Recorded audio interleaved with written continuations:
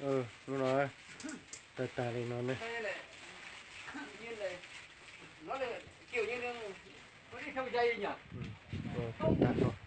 Như em nghĩ thì nó giáo rất to thì cái nó bắn vào thì nó mới qua được. To tài chỉ lấy muốn đánh tao nằm vào nữa. Này, to tài chỉ lấy muốn đánh tao nằm vào nữa.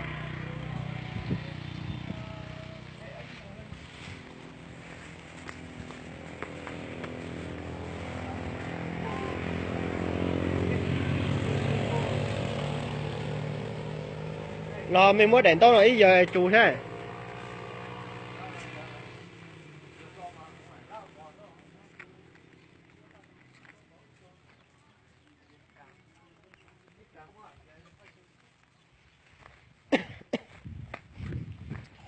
Ồ.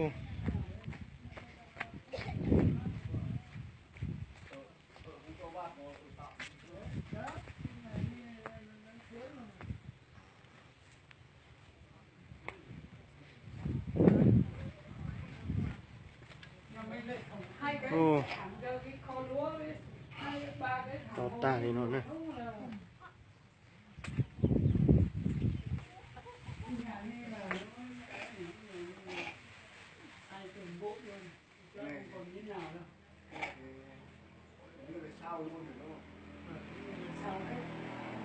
Ô, to tài này.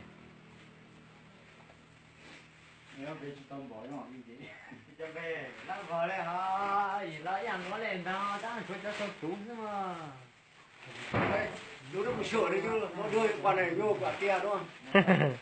Cũng nhiều nhất là cái khu rác cũng trời đây rồi lên trên tức là đấy đi từ Pan đi xuống Pan nhà bảo thằng ba thằng hai là không vâng được không mày mấy đỡ cái khu mình đây rồi mà cái gì nhỉ cái hai cái ao của họ mà đầy luôn với lại ngu với cái thứ đấy là hết luôn rồi chiều nay đang là danh sách cả chứ ngô thì mình khoảng hai cái đám dừa mình là mình chết chết luôn này. Dừa này khoảng là bao nhiêu sào mình ghi bằng sào bằng